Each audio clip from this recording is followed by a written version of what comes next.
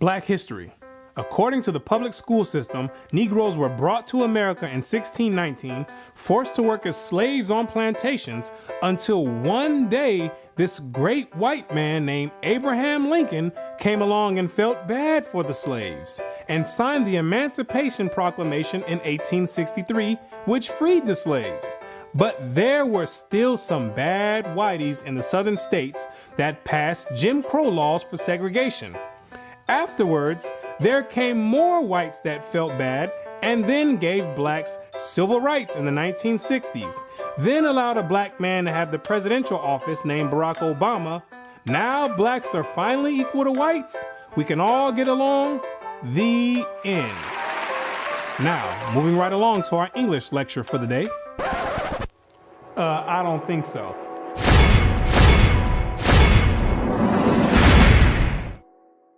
Black history. What do you know about Black history? Let me ask you a question. Prior to the transatlantic slave trade in the 1600s, what was your nationality? What did you call yourself? Some may say African. Well, Africa is a continent, and in that continent, there's over 47 different countries in there. Which one do you come from? What language did you speak prior to the 1600s? Was it English?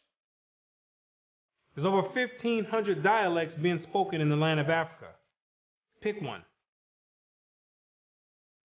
What clothing did you wear? Was it high heels and stilettos? Skinny jeans and Vans? What food did you eat? Hamburgers and hot dogs? French fries and SpaghettiOs? What religion did you partake in? Who was your God? Was it Christianity and Cesare Borgia? Most of you have no idea about the answer to these questions. You have no recollection of any history prior to the transatlantic slave trade. Now, is that a coincidence or by random chance? I don't think so. Have you ever asked yourself, why is it that in the public school system that every time the subject of Black history is taught, it always begins in the 1600s and with slavery? Why is that? Doesn't that raise some antennas and spark inquiry? Why is it that the public school system is so committed to revolving Black history solely on the past 400 years? Why is that? Is it because there's a deficiency in historical data? Or maybe because there's no history at all prior to the 1600s. Maybe Black people just poofed out of thin air, sporadically, landed on slave ships, and they said, hey, we got a new species here, and start importing and exporting them all over the world. Maybe that's what happened.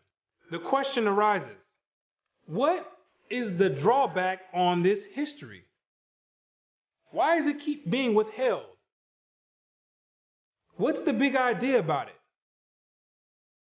Why is it being held hostage? That's the question. Why can't it be expounded on? 100 years prior to the 1600s? 300 years? 500 years? 1,000 years? Why is that information not being revealed? What's the big secret? What's the mysticism about it? What you're going to come to realize is that your identity is the biggest kept secret on the planet Earth. Oh, you thought that NASA and the space station and the secret missions being conducted by them, oh, you thought that was the biggest kept secret on Earth. No, this is bigger than that. You thought that the government and the CIA and the FBI hiding information about UFOs and Planet X and Nubaru and aliens, you thought that was the biggest information and biggest kept secret. No, this is bigger than that.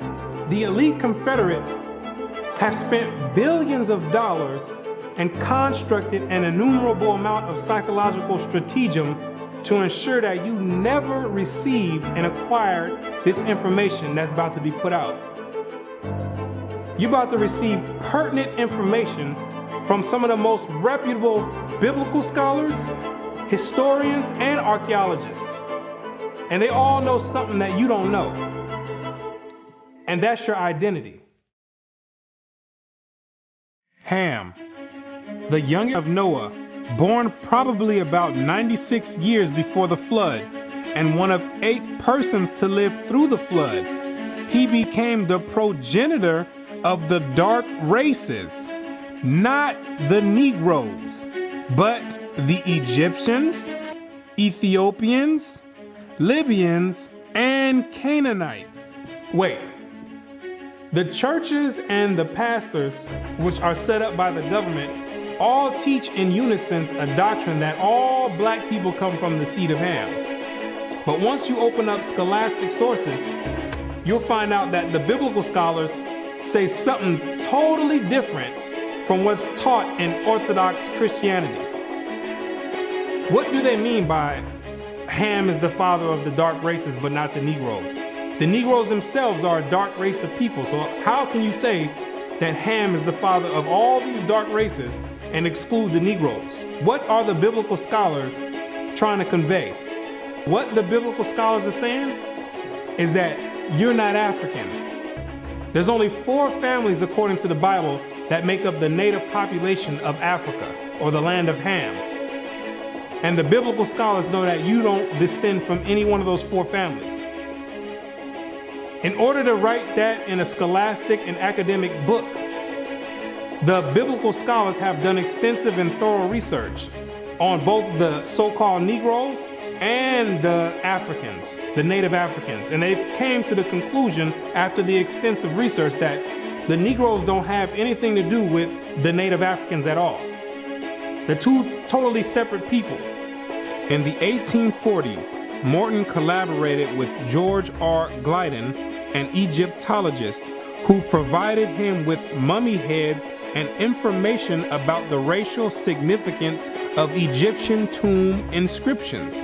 In Crania Aegyptiaca, published in 1844, Morton pointed out that both cranial and archaeological evidence showed that the Egyptians were not Negroes. In 1840, Dr. Morton was trying to find out the racial origin of the so-called Negroes that were in America in slavery.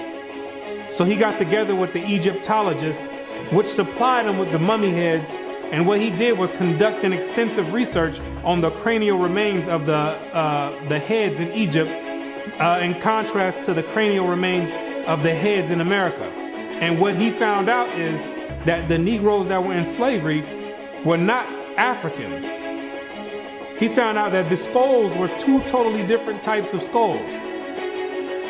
The Negro's head was longer than the Egyptian head. The physical characteristics from the outside look similar, with the thick lips and the broad nose. But once you start delving into the real characteristics, he found out that there were 2 totally different people, as abolitionists and colonizationists had maintained, and that in fact, blacks had been relegated to the same servile position in ancient Egypt as in modern America. But what Dr. Morton did discover is that the Negroes that were serving slavery in America served the same position and servitude in ancient Egypt when they matched other skulls and other cranial remains in Egypt. They said these are exact matches. So what are the scholars saying? What you're going to find out is that they're saying that you are the biblical Israelites. Yes, you're the same exact people that served slavery in the land of Egypt. You're the same exact people that God sent Moses to go redeem under the hand of Pharaoh. You're the same exact people. And when you read the Bible, you'll find out that slavery is a central theme in the Bible. It's a reoccurring theme with the Israelites. The Israelites cannot run away and get away from serving slavery. It continues to happen over and over, all the way up until today. You came out of Egypt as slaves. came down into the land of Israel, no sooner as you got there, then you had the Assyrians come, capture the land of Israel, and take you and make you slaves. In the 9th year of Hoshea, the king of Assyria took Samaria and carried Israel away into Assyria. You came out of the land of Assyria, went back to the land of Israel. Then the Babylonians came, which are the modern day Ethiopians, the Cushites, came to the land of Israel and made you slaves. So all Israel were reckoned by genealogies. And behold, they were written in the book of the kings of Israel and Judah, who were carried away to Babylon for their transgression. You came out of the Babylonian captivity, went back to the land of Israel. Then the Persians came on down there, took the Israelites and made you slaves. For we were bondmen, yet our God hath not forsaken us in our bondage, but hath extended mercy unto us in the sight of the kings of Persia. You came back from the Persian Medo captivity, went back to the land of Israel, rebuilt the temple up. Then the Greeks came on down there, took you and made you slaves, and to entreat them that they would take the yoke from them. For they saw that the kingdom of the Grecians did oppress Israel with servitude. After you came from the Greek captivity, you went back into the land of Israel, rebuilt the temple because the Greeks were sacrificing swine and pig on the altars. No sooner as you came back to the land of Israel, then the Romans came and had you during the time of Christ as slaves. It was so much slavery going on with the Israelites that Jeremiah himself had to ask, is Israel just put on earth just to be slaves? Is that your whole purpose? Just to be servitude to other nations? Is Israel a servant? Is he a homeborn slave? Why is he spoiled? So you might be asking yourself, if the so-called Negro is part of the 12 tribes of Israel, how in the world did you get to the west coast of Africa? And when ye shall see Jerusalem compassed with armies, then know that the desolation thereof is nigh. This is Christ right here speaking to the Israelites. He says, when you see Jerusalem compassed or surrounded by the Roman armies, then know that the desolation or the destruction of the land of Israel is getting ready to happen. The Romans getting ready to come in here and tear some stuff up. Then let them which are in Judea flee to the mountains, and let them which are in the midst of it depart out. And Christ says, when you see the Romans coming in, you better get ready to flee into the mountains. And what you're going to realize is that the mountains that he was talking about was the land of Africa. It was the same exact place that Mary and Joseph took Jesus when they were fleeing from Herod when he was trying to come find Jesus to kill him. They went right into Africa. And the Israelites went into Africa as well, fleeing from the Romans. In the year 65 BC, the Roman armies under General Pompey captured Jerusalem. In 70 AD, General Vespasian and his son Titus put an end to the Jewish state with great slaughter. During the period from Pompey to Julius, it has been estimated that over 1 million Jews fled into Africa, fleeing from Roman persecution and slavery. The slave markets were full of black Jewish slaves. Over 1 million of you Israelites fled from the land of Israel into the land of Africa, running away from the Romans because the Romans was coming to put slaughter to the Israelites.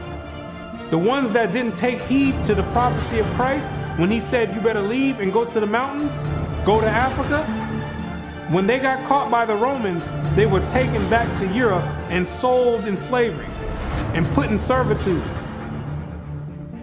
and became gladiators, put in the lions' dens. The pagans and the Romans attacked the Jews indiscriminately.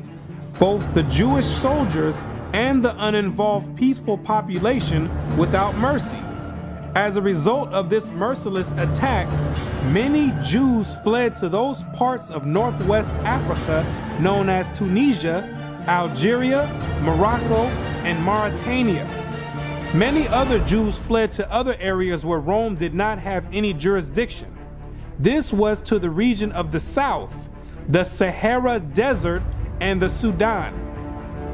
Grazel says, such is the explanation of how the Sahara Desert first acquired Jewish tribes, toughened by a fighting tradition and possessed of physical characteristics, black, which it is said still makes them approximate very closely the original Jewish population of Palestine. And after migrating from Israel and dwelling on the northwestern parts of Africa, after you were fighting vigorously with the Romans, you had no choice but to start migrating to the southern regions of Africa, where the Romans didn't have any jurisdiction. Because the Romans were relentless and they were adamant about putting all Israelites to death. So in order to get any type of peace, the Israelites had to start migrating to the sub-Sahara parts of Africa. The scholars know this for a fact. The biblical scholars know this for a fact. They know all the history of the Israelites and their migration patterns. Whatever may be thought of the more or less mythological traditions connected with the earliest Jews in North Africa, it is now practically an established fact that a Jewish nation, Jewish at least in faith, and perhaps too in origin, long held sway south of the Sahara. In later centuries, Jews are believed to have settled in Western Africa during the height of the Songhai, Mali, Ghana, and Kanem-Bornu empires. According to accounts from explorers of the region, several powerful Jewish families of the Songhai Empire were of Jewish origin. Some accounts place West African Jewish communities in the Andu Forest of Dahomey, south of Timbuktu. In the 1930s, these groups still maintained a Torah scroll written in Aramaic that had been burned into parchment with a hot iron instead of ink so it could not be changed. In the 1930s, the historians went over there and still found Israelites over there that didn't get captured in the slave trade, still practicing the Hebraic faith, still knowing who they were. With a Torah, which is the first 5 books of Moses, written in Aramaic. That's the ancient language. And it's a shame that they have to burn it in hot iron so the European colonialists don't come over there tampering with it and taking the evidence and trying to hide the history. It's a shame that they have to do that. It is a total shame that they have to do that. The black Jews had an advantage over the African tribes. They carried their culture, history, laws, and written records with them. The Jews made use of every opportunity. They were an industrious and skillful people. In the Jewish Ghanaian states were found kings, princes, governors, generals, secretaries, treasurers, revenue agents, judges, architects, engineers, doctors, historians, language interpreters, mathematicians, jewelers, sculptors, masons, carpenters, painters of art, goldsmiths, leather workers, potters, armorers, saddlers, blacksmith, agriculturalists, etc. Who told you that you was a bunch of Negroes running around on the west coast of Africa, butt naked, swinging from vines? Who told you that lie? You were and still are a prestigious people, a skillful people. The decline of Jewish communities of the West African Maghreb most likely began with the influx of Arab invaders into North Africa starting in 640 CE and later into West Africa in the 1300s and 14 CE. So after you had established communities and empires on the west coast of Africa, after the 7th century, that's when Muhammad and his band of thugs came down there to the West Coast with the Quran in one hand and a sword in another one. And they were forcibly converting the Israelites into that nonsense Islam. Yeah, I said it, nonsense Islam, because that's not what we were dealing with. That's the Arabs' religion. That's not what we were dealing with. And that was the decline of the Hebraic community over there in the west coast of Africa. And that was the forefront in the beginning of the slave trade. Yea, and what have ye to do with me, O Tyre and Zidon, and all the coast of Palestine? Tyre, Zidon, and the coast of Palestine, those are all ancient Africans that God is referring to. Will ye render me a recompense? And if ye recompense me, swiftly and speedily will I return your recompense upon your own head. Because ye have taken my silver and my gold, and carried into your temples my goodly pleasant things. The children also of Judah and the children of Jerusalem have ye sold unto the Grecians. The Africans got together with the so-called Grecians or the Europeans, and they commenced in selling the Israelites that were dwelling on the west coast of Africa in slavery. There's your slave trade right there in the Bible. Both buyers, Europeans, and sellers, Africans, saw the people traded into captivity on the African coast as outsiders. Now, why did those Africans see you as outsiders? Because you were some people that migrated and encroached on their land. They knew you were not the same exact people. The customs that you had, the way you moved, they knew you were not the same people, so they had no problem commencing in a slave trade with the Europeans. Do you be crazy to believe that Africans were selling their own people? That makes no sense at all.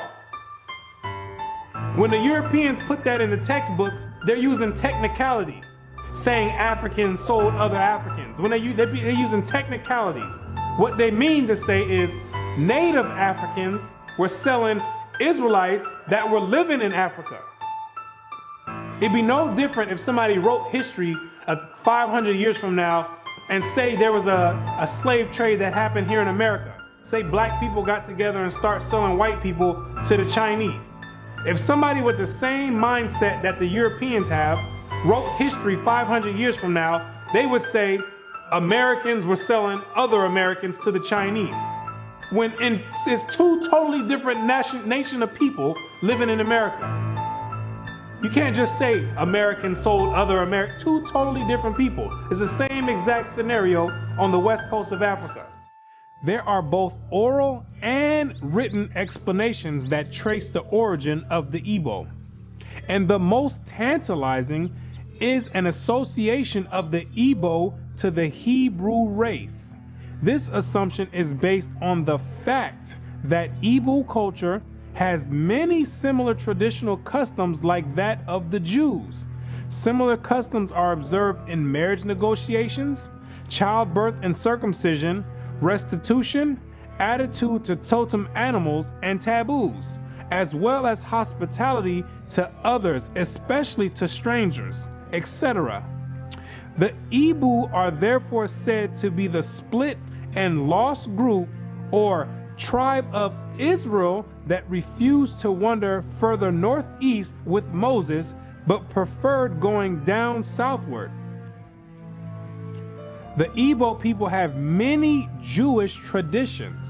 Naomi Katz, the current Israeli ambassador in Nigeria, and others point to their possible ancient Israelite origins. See, the scholars, they've done their research on the Igbo tribe, extensive research. And they've compared the traditions of the Igbo tribe, and they've matched them up to the biblical traditions of the Israelites. And they said, whoa, these are strikingly similar. The only way that these people could be practicing the Hebraic faith this close is if they were the biblical Israelites themselves. So you may ask yourself, what is the significance of the Igbo tribe to the so-called Negro in the Americas? When you do the research, what you're going to find out is that the Igbo tribe is one of the main sought-out tribes that were captured and sold in the transatlantic slave trade and came right here to America. The British were the major buyers before they banned their own slave traffic in 1807. They were replaced by the Portuguese and the Spanish for as long as the traffic continued here. The majority of the captives were speakers of Igbo dialects. You can hear me clearly, Rabbi. Let us have your name once more. My name is Rabbi Yehuda ben Shomer. Okay. Well, is it okay if we just call you Yehuda? Yeah, that's fine. Today? Okay, yeah, that's great. fine. No problem at all. I'll go on even further to say this, that the slave trade is actually connected to Deuteronomy 28, because the majority of the slaves that were brought to the Caribbean islands and brought to the Americas were Igbo people, were people of Hebrew and Hebraic Israelite descent, if you will. And so if you read Deuteronomy chapter 28, it matches perfectly what happened to the Hebrew slaves, the black Hebrew slaves, during the slave trade. It just matches it perfectly. Back up now. I think we just rung a bell here. Hold up now. Okay. Hold up. Hold the presses. Okay. Hold up. I hope everyone is listening to this. This is you about to rock some boats now, Ben Yehuda there. Hold up now. Listen to what he's saying here. So you are saying that there's a great chance, or more so, that the black people that links directly to the slave trade are from the lost tribes of Israel. Is that what you're saying here, sir? Yes, I am. Now, granted, I will qualify that I don't. Wait a second. I don't believe that every single black person is Hebraic or Jewish, but I'm saying that the majority of the slaves involved in the slave trade were Hebrews. These people knew exactly who they were buying and selling, both the Africans and the Europeans. The Europeans, which are the Romans went after 70 AD, they went conquering, and they done hid themselves under different nationalities after they done conquered the native people that were in those lands in Europe. Hid themselves under the French, under the British, under the Portuguese. They're the same exact Romans. And all they're doing is continuing the agenda that was put in place in 70 AD. When they came down there looking for the Israelites. It's the same exact agenda. And carrying it forward to today. It's the same exact agenda. They knew exactly who they were aiming for. It's not by coincidence that all the history matches up perfectly with the Bible prophecies. It's not a coincidence. And then they push a doctrine on you in church talking about it doesn't matter. So then you never go and look for this information. Now you see exactly why they don't put none of this in black history, why they don't go prior to the 1600s. You start digging prior to the 1600s, and then you find out you come or descend from the Igbo tribe. You start doing your research. Well, let me find out a little bit more about this Igbo tribe. Then you find out that the Igbo tribe are known as fact descend from the 12 tribes of Israel. So then you say, hold on. Something's not right here. That's the exact reason why they don't go prior to the 1600s. You're not supposed to find out this information. They're supposed to keep renaming your nationalities every few years to cause confusion and to have you confused, not knowing who you are. Each year, something else come out. First you called Negro, then you called color. Then 10 years later, they switch it to African American. It's all by design. Now you have to be asking yourself, if you are supposed to be the people of God, the chosen people of God, why is it that he continues to allow you to keep going into slavery after slavery after slavery? And why does he have you building up everybody's civilization off of the back of your slave labor. And it shall come to pass, when thou shalt show this people all these words, and they shall say unto thee, wherefore hath the Lord pronounced all this great evil against us? Or what is our iniquity? Or what is our sin that we have committed against the Lord our God? Then thou shalt say unto them, because your fathers have forsaken me, saith the Lord, and have walked after other gods, and have served them, and have worshipped them, and have forsaken me, and have not kept my law. What you're going to realize is that when Moses brought you out of the land of Egypt and you entered into the wilderness, you entered into a covenant with the Most High God, the creator of everything you see in heaven and in earth. You entered in a blood in and blood out agreement with the creator. And he kept his end of the bargain, but you never kept yours. And he took the book of the covenant and read in the audience of the people. And they said, all that the Lord hath said, we will do, and be obedient. And Moses took the blood and sprinkled it on the people and said, behold, the blood of the covenant which the Lord hath made with you concerning all these words. Once Moses sprinkled the blood on you, there was no way out of it. You entered into the covenant.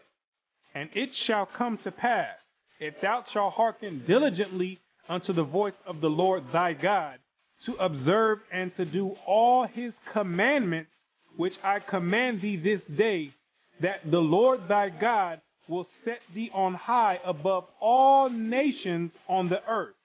And all these blessings shall come on thee and overtake thee, if thou shalt hearken unto the voice of the Lord thy God. You see, if you kept your end of the bargain, the deal was the Most High was going to set you above all nations on the planet Earth. You know, the same spot that the Europeans have today, that was supposed to be your spot if you kept his laws, statutes, and commandments. But, that means there's a stipulation. There's two sides of the bargain. It shall come to pass, if thou wilt not hearken unto the voice of the Lord thy God, to observe to do all his commandments and his statutes which I command thee this day, that all these curses shall come upon thee and overtake thee. Thy sons and thy daughters shall be given unto another people, and thine eyes shall look and fail with longing for them all the day long, and there shall be no might in thine hand. Thou shalt beget sons and daughters, but thou shalt not enjoy them, for they shall go into captivity. The stranger that is within thee shall get up above thee very high, and thou shalt come down very low. Moreover, all these curses shall come upon thee, and shall pursue thee, and overtake thee, till thou be destroyed, because thou hearkenest not unto the voice of the Lord thy God, to keep his commandments and his statutes which he commanded thee. And they shall be upon thee for a sign and for a wonder, and upon thy seed forever, because thou servest not the Lord thy God with joyfulness and with gladness of heart, for the abundance of all things. Therefore shalt thou serve thine enemies, which the Lord shall send against thee, in hunger and in thirst and in nakedness and in want of all things. And he shall put a yoke of iron upon thy neck until he have destroyed thee. God says you'd have the yokes of iron on your neck until he has destroyed you. So that means when he takes the yokes of iron off, you were destroyed. When did that happen? In 1863, when Abraham Lincoln signed the Emancipation Proclamation. The yokes of iron came off. But at that time, your whole history had been whipped out of you. When the master gives you something, you take it. He gave you a name. It's a nice name. It's Toby. And it's going to be yours till the day you die. Now, I know you understand me, and I want to hear it. Again!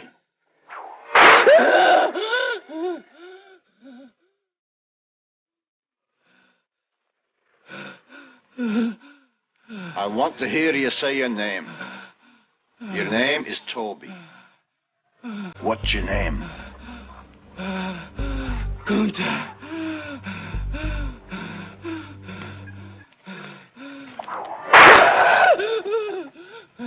Lord God, help that boy. They're gonna whip him dead. What's your name?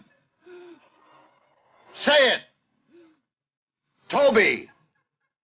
Who are you? Say your name.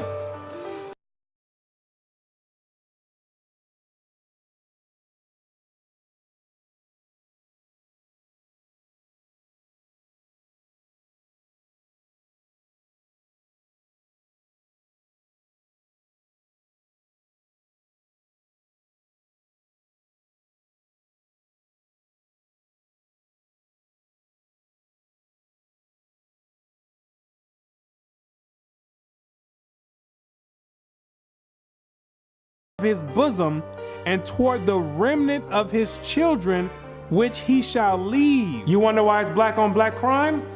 You didn't keep your part of the covenant. You wonder why black men always leave the children? You didn't keep your part of the covenant. Also, every sickness and every plague which is not written in the book of this law, them will the Lord bring upon thee until thou be destroyed. Why are you number one in HIV? You didn't keep your part of the covenant. Why are you number one in hypertension and high blood pressure? You didn't keep your part of the covenant. Why are you number one in high cholesterol? You didn't keep your part of the covenant. Why are you number one in diabetes? You didn't keep your part of the covenant. Why are you number one in all negative effects across the board? You didn't keep your part of the covenant. And the Lord shall scatter thee among all people from one end of the earth even unto the other. And there thou shalt serve other gods, which neither thou nor thy fathers have known, even wood and stone. And among these nations shalt thou find no ease, neither shall the sole of thy foot have rest. But the Lord shall give thee there a trembling heart, and failing of eyes, and sorrow of mind. And thy life shall hang in doubt before thee, and thou shalt fear day and night, and have no assurance of thy life. In the morning thou shalt say, would God it were even? And in the evening thou shalt say, would God it were morning? For the fear of thine heart wherewith thou shalt fear, and for the sight of thine eyes which thou shalt see. And the Lord shall bring thee into Egypt again. The word Egypt in the Bible means bondage or slavery. I am the Lord thy God, which have brought thee out of the land of Egypt, out of the house of bondage. So when God says he's gonna bring you into Egypt again, he's saying, I'm gonna bring you into slavery again with ships. But this time you're going with ships, packed up like sardines in a can. By the way whereof I spake unto thee, thou shalt see it no more again. And there ye shall be sold unto your enemies for bondmen and bondwomen, and no man shall buy you. And God says no man shall buy you. Back in the biblical days, you would be able to buy or redeem a slave by payment. But God says no man is going to be able to redeem you out of this slavery. this last one I bring you to, this last Egypt, nobody's going to get you out of it. Marcus Garvey tried to get you out of it, didn't work. Martin Luther King tried to get you out of it, didn't work. Malcolm X tried to get you out of it, didn't work. Louis Farrakhan tried to get you out of it, didn't work. Al Sharpton tried to get you out of it, didn't work. Why? Because you are still breaking the covenant.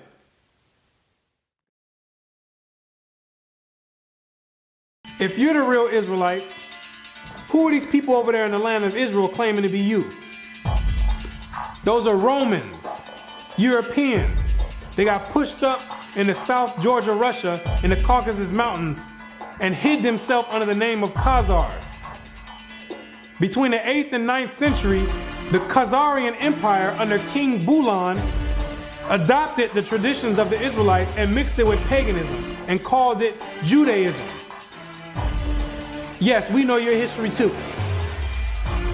Then after the Holocaust, which was politically motivated, the elite used that as a pretext to invade the land of Israel and took those Khazarian converts and placed them in that land in 1948. In May of 1948, a new Jewish state, Israel, was born in a bath of blood.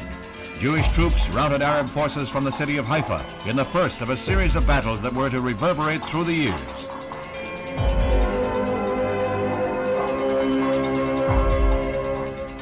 In the year of independence, fighting was fierce in the Negev desert area. Here, Israeli troops routed the Arabs and took hundreds of prisoners.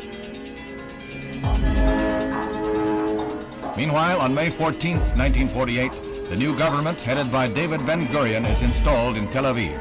Thus, for the first time since the Roman legion destroyed Jerusalem in the year 70 AD, the Jewish people have a nation of their own.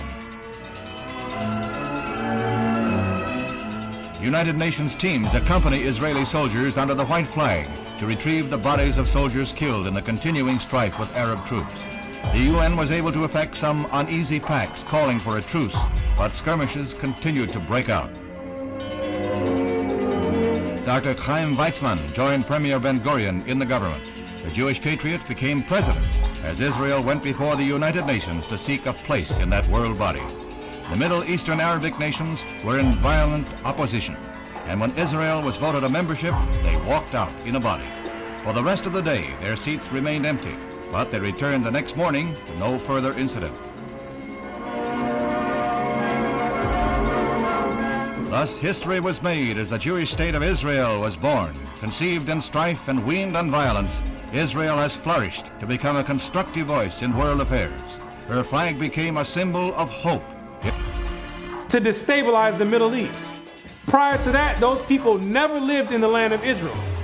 Prior to 1948, those people never stepped foot in the land of Israel. Those are Europeans hiding themselves, European Romans hiding themselves under Jewish. That's what they keep doing each time. They keep going different places and taking on different nationalities. They're the same exact people. These are the same exact people that funded your transatlantic slave trade. Yes, the same Jewish man, the same Romans.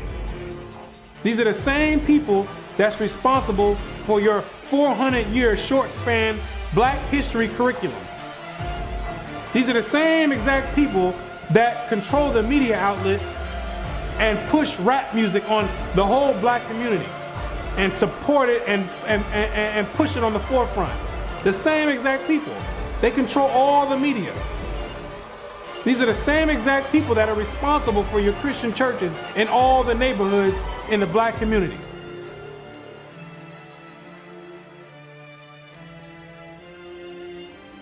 The Bible says when the real Jews get in the land of Israel, there will be no more war. Since those converts, Khazarian converts, went into the land, it's only been war. They don't fit the prophecies. They over there dealing with Satan. I know thy works and tribulation and poverty, but thou art rich. And I know the blasphemy of them which say they are Jews and are not, but are the synagogue of Satan, using the Babylonian Talmud as their authoritative source. These people are not the real Jews, and they have nothing to do with the Most High God and the biblical Israelites. They're not the real Jews, and they're dealing with Satan at the highest level. What are these nations trying to accomplish by suppressing all this information? What you're going to realize is that there's a group of nations that are confederate together that have been trying to get rid of the Israelites from way back when, so they can offset the Bible prophecies. Keep not thou silence, O God, hold not thy peace, and be not still, O God, for lo, thine enemies make a tumult, and they that hate thee have lifted up the head. They have taken crafty counsel against thy people, and consulted against thy hidden ones. They have said, come, and let us cut them off from being a nation, that the name of Israel may be no more in remembrance. The elite know that America, according to the Bible, is the last kingdom before the return of the Messiah. It's the last reigning kingdom, called Babylon the Great, or the Little Horn. And they're trying to offset prophecy and prolong their rulership, because they know that when Christ returns, he and the 144,000 are going to be the next ruling government on the planet Earth. And he that overcometh and keepeth my works unto the end, to him will I give power over the nations, and he shall rule them with a rod of iron. As the vessels of a potter shall they be broken to shivers, even as I received of my Father.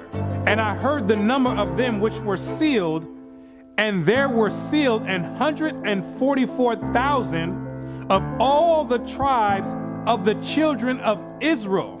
The elite don't want this prophecy to go forth. They're going to do anything in their power to offset the prophecies and prolong their rulership, because they know that once the Israelites are in rulership or in authority, that all these nations that had a hand in enslaving the Israelites, they're all going in captivity. It's going to be their turn for servitude. For the Lord will have mercy on Jacob, and will yet choose Israel, and set them in their own land. And the strangers shall be joined with them, and they shall cleave to the house of Jacob. And the people shall take them and bring them to their place. And the house of Israel shall possess them in the land of the Lord for servants and handmaids. And they shall take them captives, whose captives they were, and they shall rule over their oppressors. Therefore, all they that devour thee shall be devoured, and all thine adversaries, every one of them, shall go into captivity. And they that spoil thee shall be a spoil, and all that prey upon thee will I give for a prey. He that leadeth into captivity shall go into captivity. He that killeth with the sword must be killed with the sword. Here is the patience and the faith of the saints. The elite have got together with their top scholars in their think tanks, and they know these prophecies to a T. They didn't study this book back and forth. They understand all the breakdowns and prophecies. So in order to prevent these things, they have to suppress history and rewrite history and flood the media outlets with all types of futile material like rap music, Atlanta Housewives, and other reality TV nonsense to keep your mind occupied on entertainment and diverted from anything with any significance. And the success rate of that to black people is extremely high. The black man won't pick up a book if his life depended on it. A book is kryptonite to the black man. It's like spraying Raid on a roach. They say if you want to hide anything from a black man, you put it in a book. But despite these efforts of trying to offset prophecy, There's Israelites waking up all over the world by the thousands, coming up out of sleep and getting rid of these Gentile gods and coming back to the Most High God, the creator of heaven and earth, and keeping their end of the bargain. For the children of Israel shall abide many days without a king, and without a prince, and without a sacrifice, and without an image, and without an ephod, and without a teraphim. Afterward shall the children of Israel return and seek the Lord their God and David their king, and shall fear the Lord and his goodness in the latter days. The kingdom of heaven rulership, the governing body, is being set up right now in the midst of everyone, and nobody even knows it. While America is on an economic decline, God is raising up the ruling government of the kingdom of heaven. He says, even though the children of Israel are as the sand of the sea, only a small remnant are going to be saved from his wrath. Isaiah also crieth concerning Israel, though the number of the children of Israel be as the sand of the sea, a remnant shall be saved. Because the majority of you Israelites are going to be too caught up and bugged out of your mind and caught up in the world and caught up in Christianity to even give the Creator a thought and even to consider to go back and keep your part of the covenant. But God says He's not sending you in slavery no more. He says if you didn't learn this time from all the captivities you've been under, if you didn't learn from getting your backs whipped, if you didn't learn from being hanged, if you didn't learn from having your sons and daughters sold, he says, I'm not bringing you into captivity no more after America. This is the last captivity. He has another plan for you. You got another punishment coming. It's called the lake of fire. But the fearful and unbelieving and the abominable and murderers and whoremongers and sorcerers and idolaters and all liars shall have their part in the lake which burneth with fire and brimstone, which is the second death. And you're going to be there for a very long time. But to those that have an ear and come back and return to the Heavenly Father, He's going to make a new covenant with you. For finding fault with them, He saith, behold, the days come, saith the Lord, when I will make a new covenant with the house of Israel and with the house of Judah. The Bible says that the new covenant is with the Israelites, not all nations. He made the first covenant with you, and He's making the next covenant with you as well. Not according to the covenant that I made with their fathers in the day when I took them by the hand to lead them out of the land of Egypt, because they continued not in my covenant, and I regarded them not, saith the Lord. For this is the covenant that I will make with the house of Israel after those days. What does it mean after those days? It's talking about when you get into the wilderness. Yes, you have to go to the wilderness again. The same way when you came out of Egypt and you went into the wilderness and made the first covenant is the same exact way when you come out of America, which is the modern Egypt, you're going to have to go into the wilderness again. And I will bring you out from the people and will gather you out of the countries wherein you are scattered, with a mighty hand and with a stretched out arm and with fury poured out.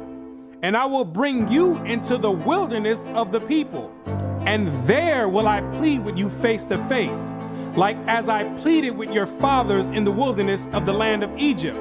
So will I plead with you, saith the Lord God.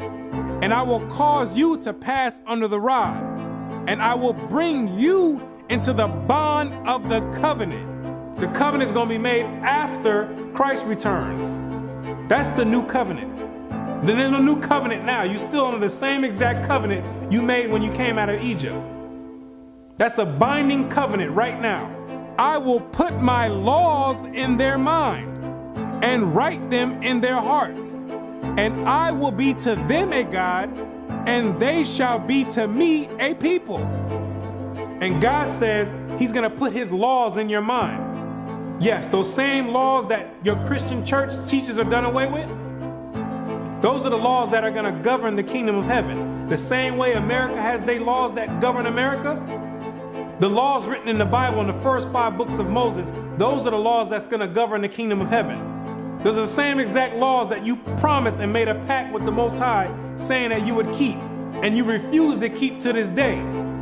That this is a rebellious people, lying children, children that will not hear the law of the Lord, which say unto the seers, see not, and to the prophets, prophesy not unto us right things, speak unto us smooth things, prophesy deceits. Yet the number of the children of Israel shall be as the sand of the sea, which cannot be measured nor numbered. And it shall come to pass that in the place where it was said unto them, ye are not my people, there it shall be said unto them, ye are the sons of the living God. In these same exact places where you were scattered for a reproach and called by different names like African American, Negro, and colored people, and where you were told in church that you were a Gentile, in these same exact places, it's now being told to you that you're actually the children of Israel. Prophecy is being fulfilled right now. It's up to you now to make a choice. Either you're going to come back and keep your end of the bargain, or you're going to still stay out in the world. And if you stay out in the world, the only thing you can look forward to is weeping and gnashing of teeth. The Most High is extending out his hand one last time. It's either you're going to repent and come back, or you're going to die in your sins. You can hang on to whatever you want. You still want to worship the Gentiles' gods? You go for it. The Gentiles can teach that the law is done away with. They wasn't back there in the wilderness, and they wasn't back there with the blood sprinkled on them. They wasn't under a covenant. They weren't back there saying, we will obey.